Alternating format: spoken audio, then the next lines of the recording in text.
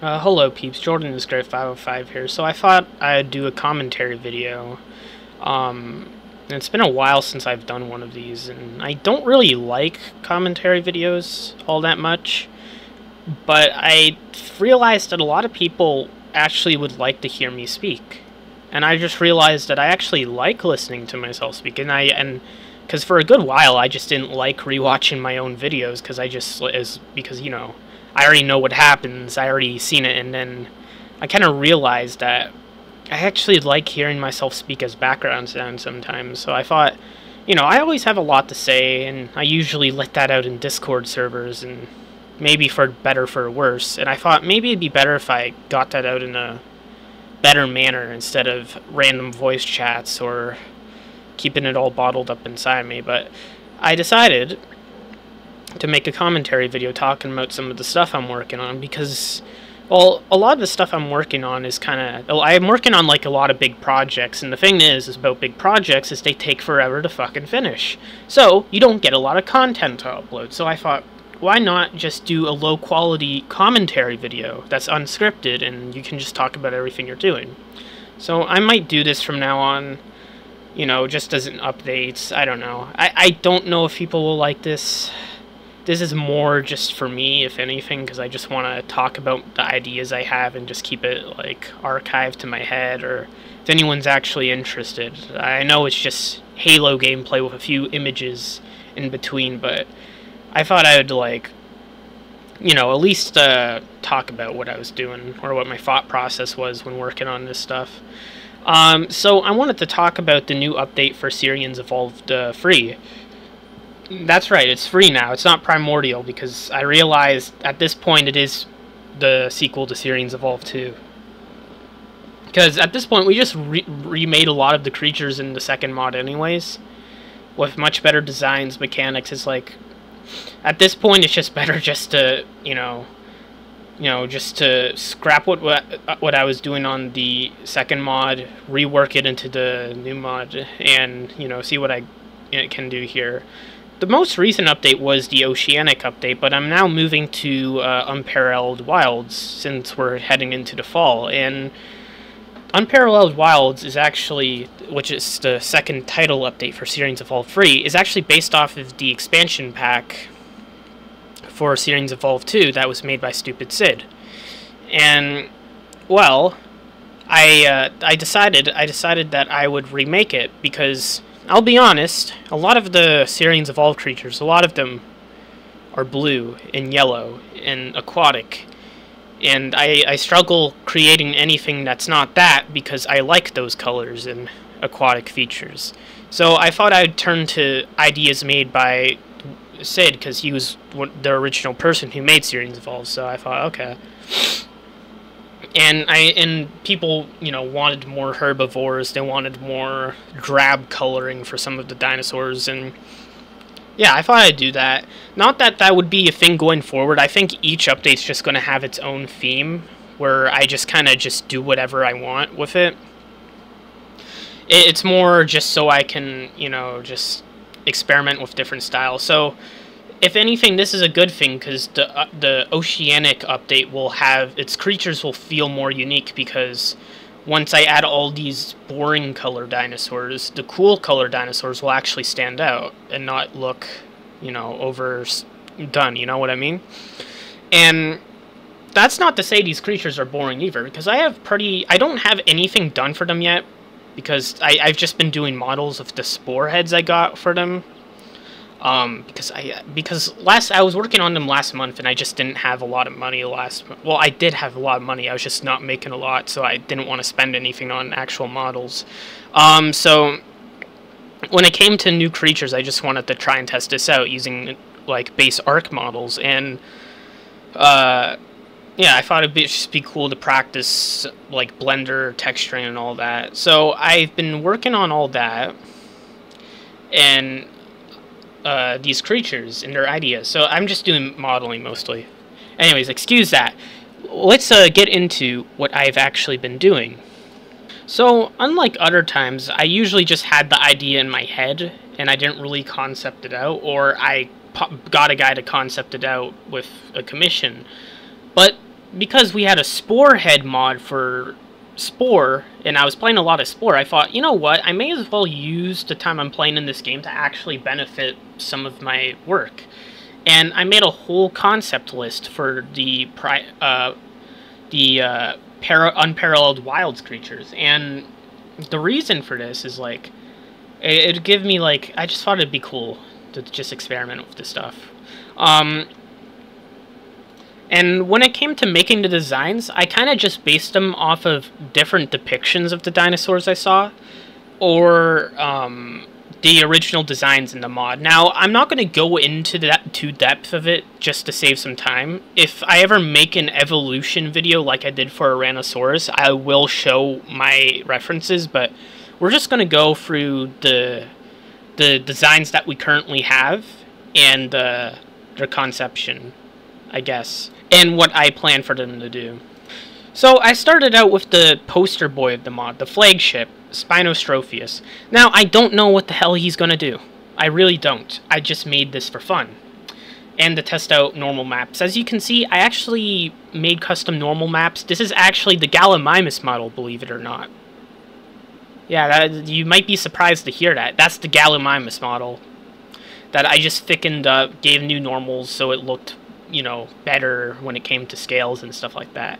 So, Spinostropheus was the poster boy, and I thought, you know what, may as well go with him first.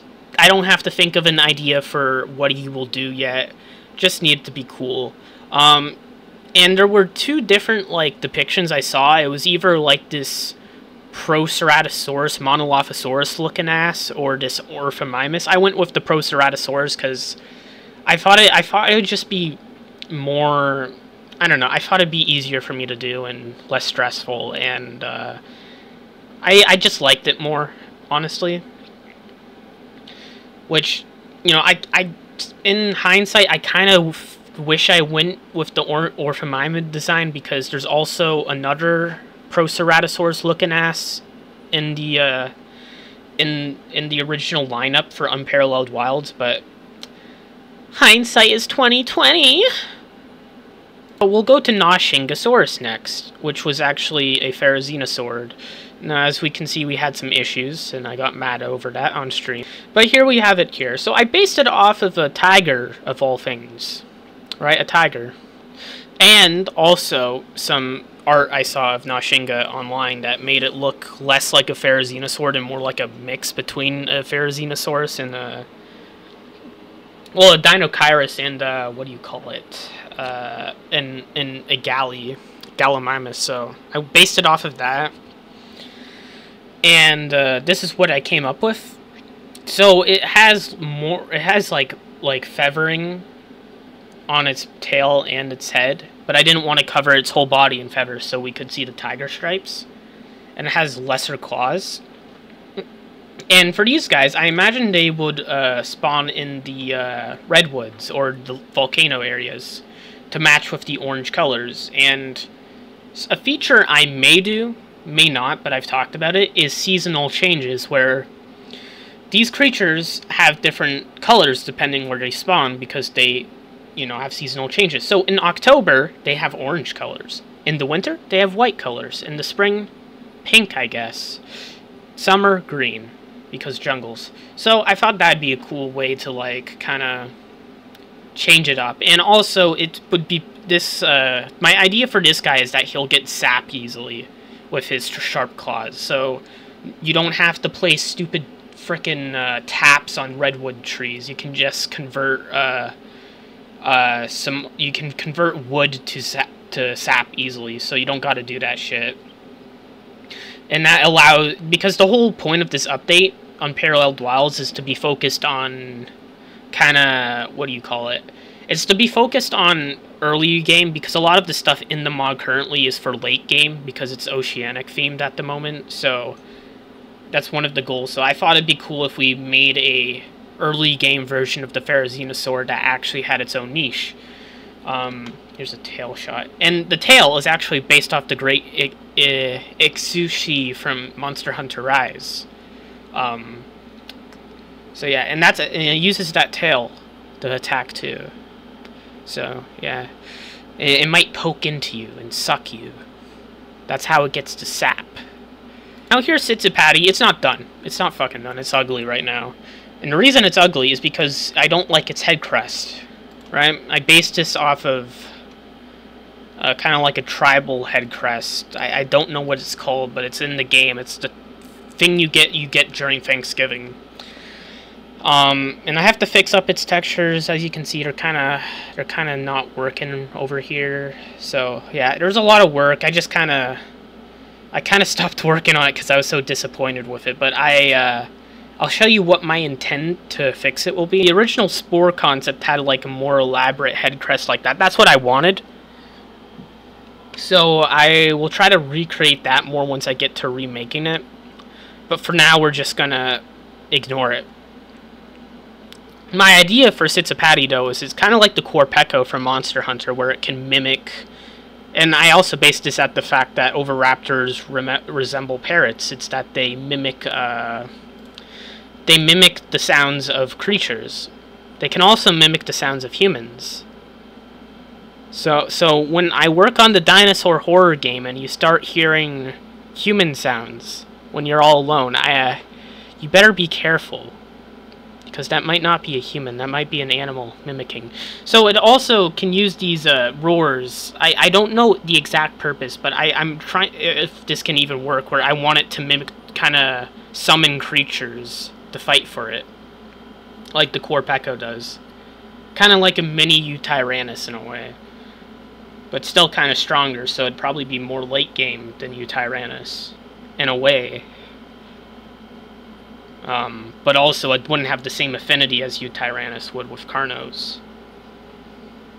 So yeah, there's still a lot of work to be done with it. That's why I'm kind of just not having a clear idea. We have Dromaeocetus now, this guy. Now, I didn't cover his whole body full of feathers either, because I just kind of wanted to show the texture work. That's the problem with the arc feathers, is they just cover up your texture work you do, so... And sometimes I just want to do, like, patterns and stuff. Now, I based the head crest over here. I based it actually off of the original mod's head crest, but I made it more elaborate. So the idea behind Dromaeocetus is that I wanted it to be a proper Gallimimus. Because when I played Ark in an early game, I was always frustrated about wanting to get a Gallimimus so I could travel fast, because I felt like shit was too slow. So, and also Gallimimus, you know, it's like level 50 and it's not even worth it because it dies so easily. And it's also such a bitch to tame in the first place, so, yeah. And I thought if I just made this guy, I could make my early game days easier. But then that would also make Gallimimus obsolete, but Ghidorah actually has his own TLC of it, which will be added to the mod. We're going to be TLCing some creatures. I'll get into that soon. And yeah, it'll kind of, I think it'll help fix the fast runner, you know, kind of make the Orphomimids more viable as mounts. So Dromaeocetus is kind of like a faster, smaller Gallimimus, and it also has its own venom. And you can use its venom to make your torpid arrows more strong, too. So along with being, like, pretty fast and nimble, you can also use it to make pretty good arrows and stuff like that. However, it's not as good as Gallimimus, though, so... And it doesn't have a two-seater saddle, so that's the difference. That's the trade-off for being smaller, and, yeah. Here's a back view of it. It's pretty fluffy in the back.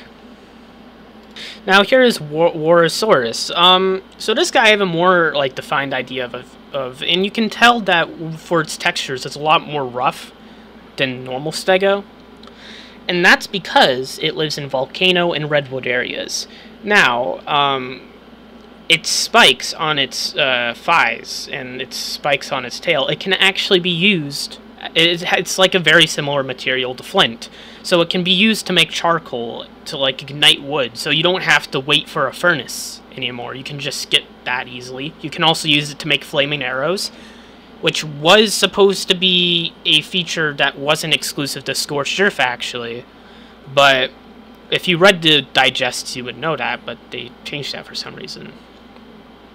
And yeah, so this guy's is kind of like a useful mount for gathering charcoal, and is also pretty good defense-wise with its spikes, of course. You know, and these guys are aggressive because, you know, herbivores are pretty territorial in real life, and these guys living in volcano environments, they're not going to like take any chances with anything, because, you know, if you go to the volcanoes in Ark, you know why that is, because they're always so like volatile. There's so much shit everywhere. Yeah.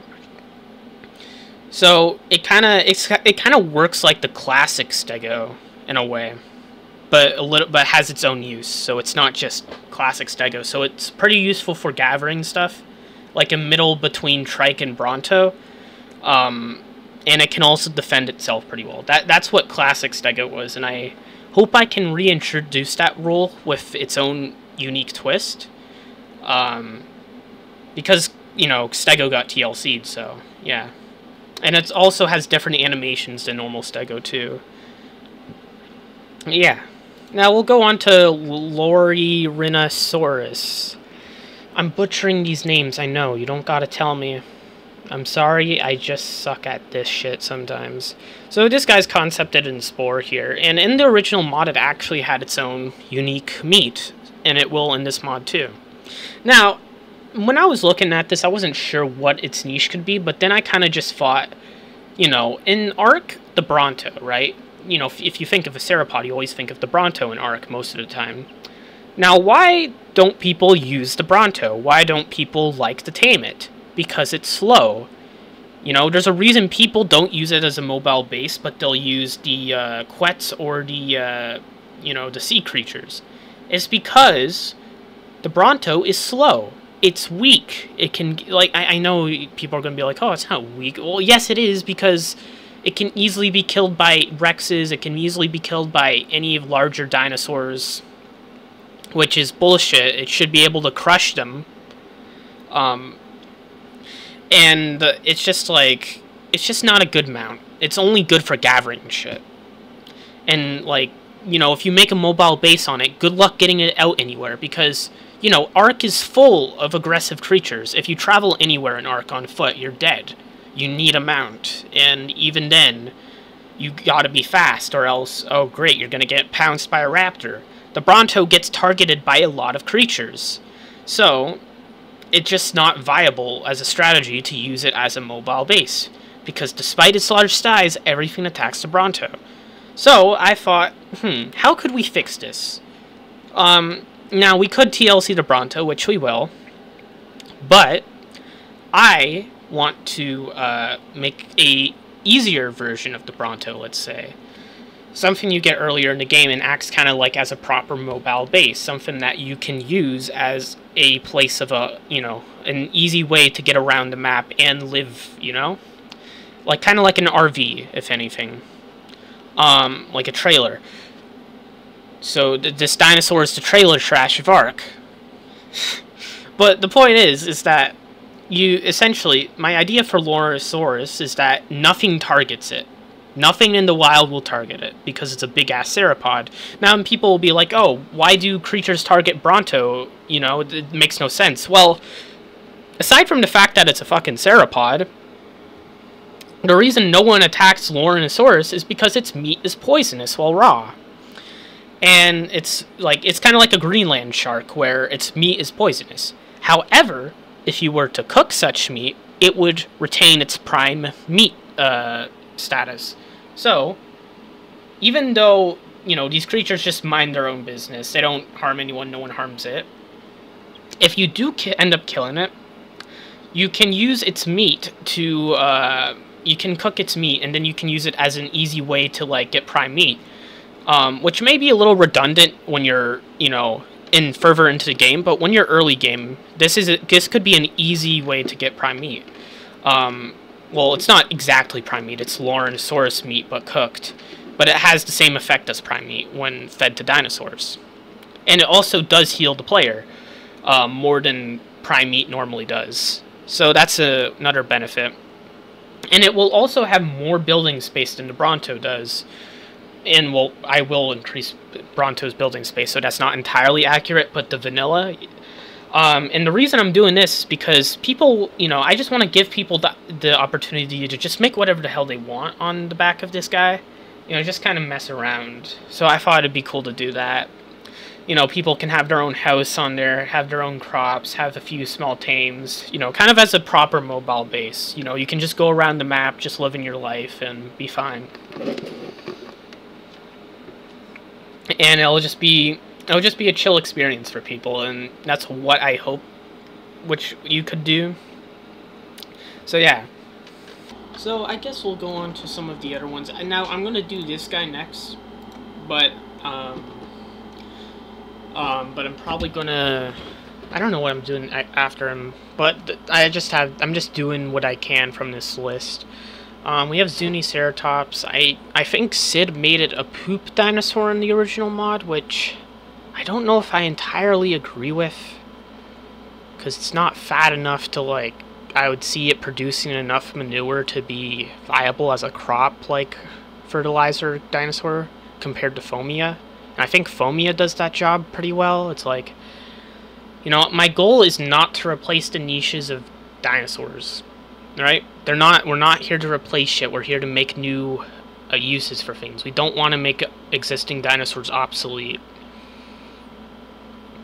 And I have all these. Now here's the last idea I actually have mapped out, and this is because I'm excited to do this guy, Saurosuchus, and this is an apex tier creature. So, which I know it's a fucking cringy term. Oh, it makes no sense. So, yeah, I know. It's just a big ass dinosaur. Well, Saurian. I don't know the fucking term. Okay, I'm sorry, I forget it. Anyways, it's a big ass land crocodile. Now, what does it do? Well, if you can't tell, it's poisonous because of the bright colors. So, it poisons things with torpor, and it has big horns for that. Now, if you ever played the mod Aniaki Genesis, it was an overhaul mod. Overhaul mods is when modders just reskin everything and give them OP stats. So, I kind of took inspiration from the poison creatures in that mod. And what they would do is they would instantly sleep most creatures. Now, this won't be the case for Saurosuchus because that's kind of overpowered.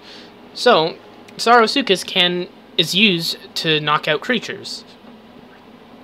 That's its purpose. Because I really like the idea of having a mount for taming like that. Because sometimes it's just annoying to constantly shoot darts into something, and it'd be better just to head on and knock it out. So that's why it has big-ass ram horns on it, so it can ram into things and knock them out, and venomous bites. Now, how do you tame such a creature? Now, this is one of the few, like, late-game things in this update. You tame it by poisoning it with its own poison. If you've ever watched How to Train Your Dragon, and if you've seen the Death Grippers, you know why this is. It's because it's too powerful to be tamed by a knockout, because it masters the knockout itself. So, you gotta poison it with its own poison. So, I don't know how I'll implement this, but I just know the saddle itself will show that it'll be more advanced than most saddles. It'll have, like, tubes sticking into its body, like, extracting the poison and just feeding it so it's just tamed to you. And that's kind of the lore behind it. I don't know exactly how I'll do it, but it'll probably be some weird passive tame thing. But yeah, it's just like it's going to be a tedious tame, but it will be well worth it. I don't want to do what Wildcard often does, is make it like these creatures tedious to tame and then they just die so easily. I always hated that. For example, the Arenio or the Bat, they're super hard to tame, yet they go down so easily that it's just not worth it and nobody tames it. So I thought for this, it's like, if you just made it so, you just made a tedious tame, but you made it more worth it, I think that's what you should do it for. Because there's a lot of creatures in Ark that are just such a pain in the ass to tame, and at the end of the day, nobody tames them because there's no point. And I think if we're going to make hard tames, you better make it worth it.